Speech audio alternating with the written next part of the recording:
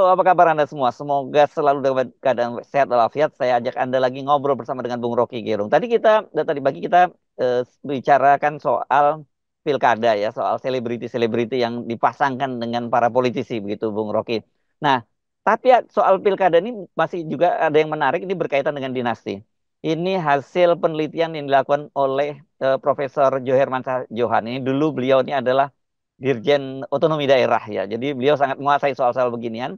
Dia menyatakan bahwa sekarang ini 32% dari peserta pilkada itu adalah politik dinasti, nanti keluarga dinasti. Artinya apakah istrinya, suaminya sebelum bupati, ya, kemudian dilanjutkan istrinya, atau anaknya, atau apapun lah. Pokoknya kaitannya dengan dinasti. Yang mengejutkan, itu 32% itu artinya satu dari tiga peserta pilkada kali ini adalah dari dinasti. Kalau kita perluas istilah dinasti, tidak sekedar berlaku pada pewarisan kekuasaan di kalangan keluarga, tapi juga di kalangan sesama komunitas, misalnya anggota partai tertentu, atau bahkan Hmm. rekrutmen yang masuk universitas juga kelihatan ini adalah dinasti dari rektor, dinasti dari dosen. Begitu juga Hmm. mungkin banyak yang protes bahwa yang masuk akpol itu adalah ada Ah, unsur-unsur iya. dinasti di situ. Hmm. Jadi satu keadaan di kita Hmm. yang terlihat bahwa yang kita sebut profesionalisme itu batal karena ambisi feodal tuh. Jadi di Hmm. dalam dinasti itu yang mengalir adalah feodalisme sebetulnya. Nah, ini akan membatalkan daya saing kita di luar negeri kan. Kan tidak ada uh, semacam patokan kapan seseorang itu disebut sebagai profesional, kapan seseorang itu mengalami atau masuk dalam kompetisi yang betul-betul rasional kan. Jadi kalau dinasti kan itu dia masuk pintu belakang kan. Kalau pintu belakang tertutup dia buka genteng tuh untuk masuk dalam wilayah kekuasaan. Jadi buruknya dari dinasti tidak ada semacam parameter pada akhirnya tuh, dan itu yang membuat kita semua indeks tentang korupsi juga tergantung, atau salah satu yang dinilai adalah dinasti tidak tuh si pejabat dalam kekuasaan. Kita baru lihat bagaimana kasus Syahril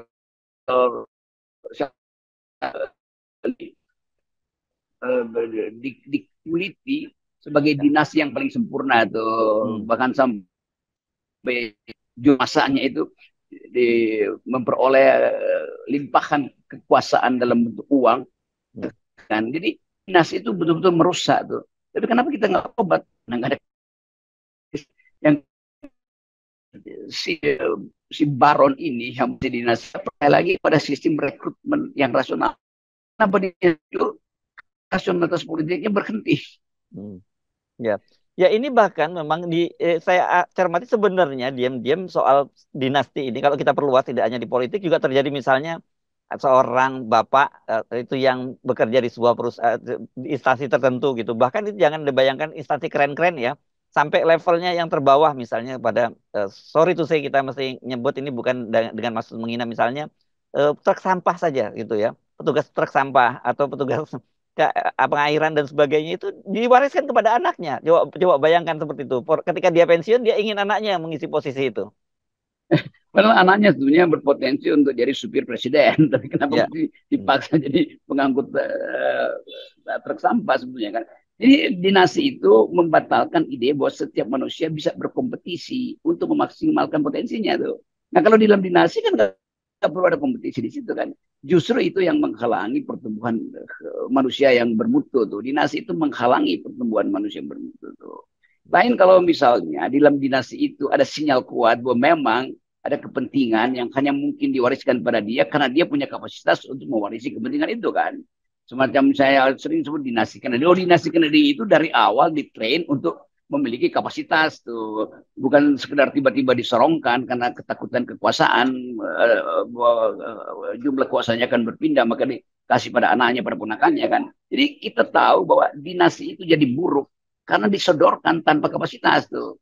Dinasti di dalam sistem kerajaan itu dari awal itu si anak raja itu udah diajari cara memerintah, cara mendisiplinkan diri itu. Di kita dinasti itu tiba-tiba muncul hanya ketika ada kebutuhan untuk mengisi pencalekan ini kan. Jadi dinasti yang dimunculkan untuk kepentingan material bahkan dalam kondisi yang darurat.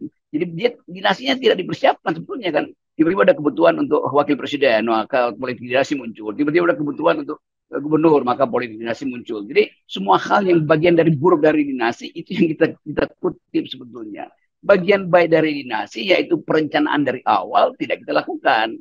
Kan itu bedanya antara dinasti yang betul-betul bermutu dan dinasti yang segera dipakai untuk kebutuhan cawe-cawe. Ya, kita tadi menyebut satu dari tiga peserta pilkada kali ini adalah dari dinasti politik begitu.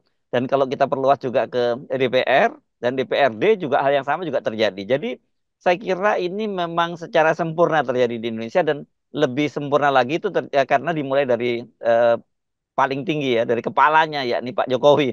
Karena dengan segala permohonan maaf kita harus menanyakan apa dasarnya seorang Kaisang seorang Gibran dipilih menjadi wakil presiden dan kemudian apa dasarnya seorang Kaisang sekarang menjadi ketua umum dan kemudian juga akan dicalonkan menjadi kepala daerah dalam hal ini gubernur atau wakil gubernur kan begitu kan Bung Rocky?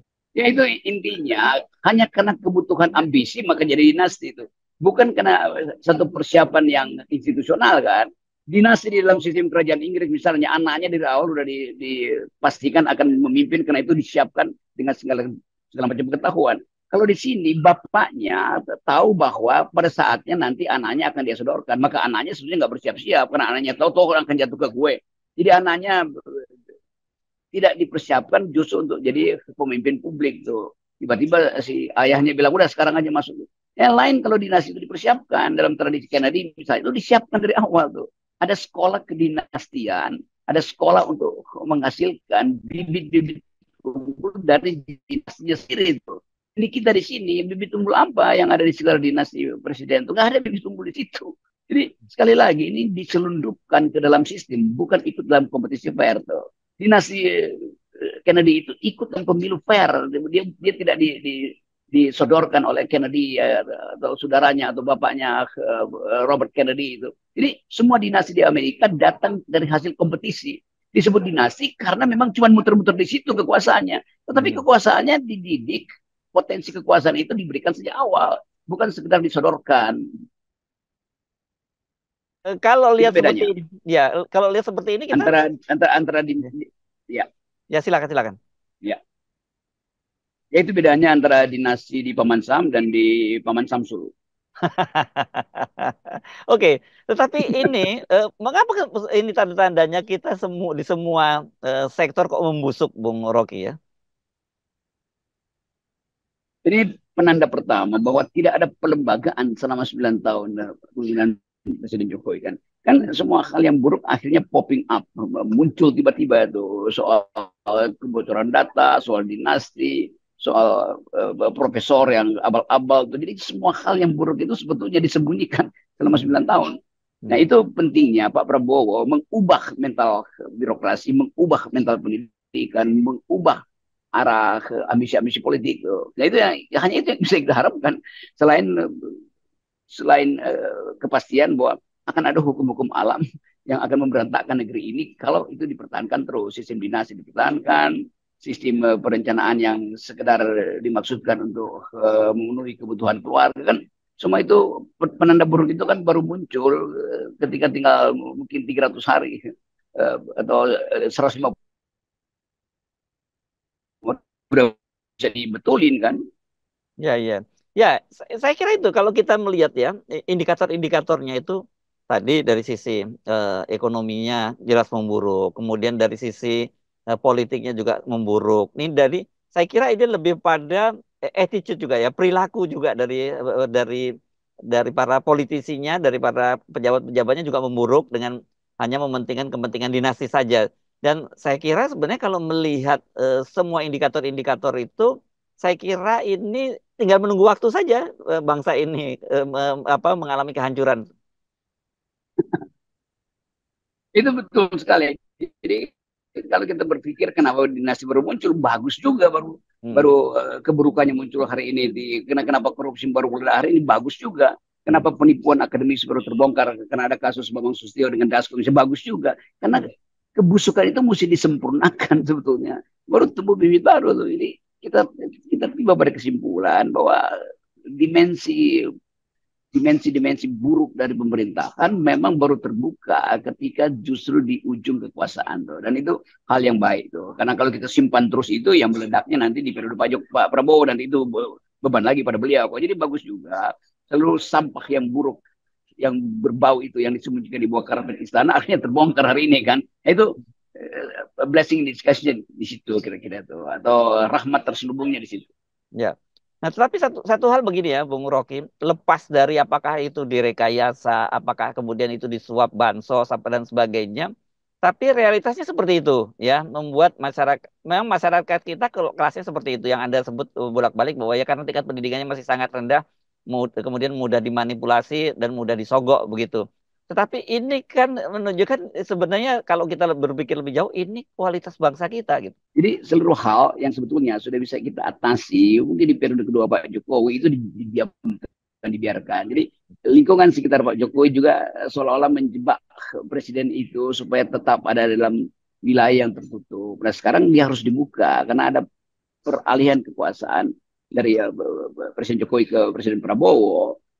Bagus hari ini semua hal yang busuk dan buruk itu dibuka ke publik supaya nanti Pak Prabowo tidak punya lagi beban untuk menyelesaikan di masa depan hal-hal yang masih tersembunyi kan. Jadi semakin banyak hal buruk diucapkan, publik semakin tahu bahwa selama periode 10 tahun ini tidak ada yang bertumbuh di ibu kota kecuali gosip dan amplop para relawan buzzer, hanya itu yang makin tebal tuh.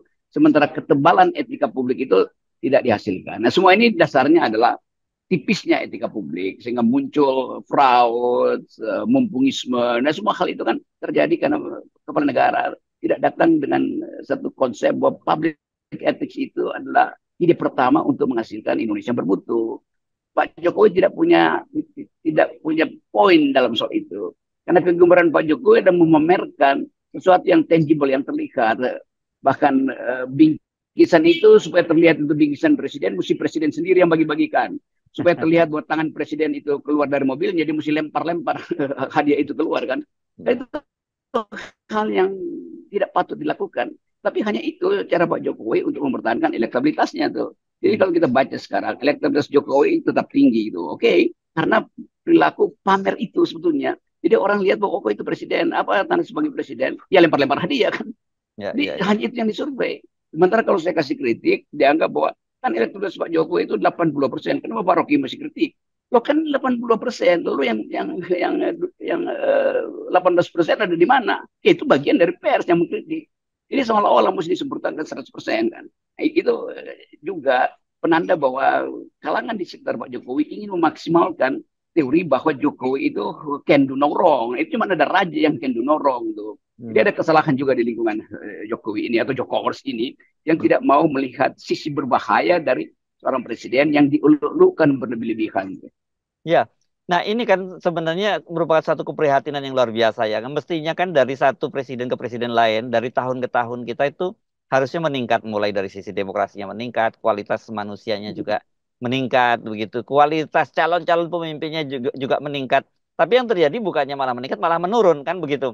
Bahkan ini kita pasti berani ngomong bahwa sekarang itu kualitas para pemimpin kita di masa lalu itu jauh lebih pintar daripada kita sekarang. Artinya kita lebih bodoh dari para pendiri bangsa dulu gitu.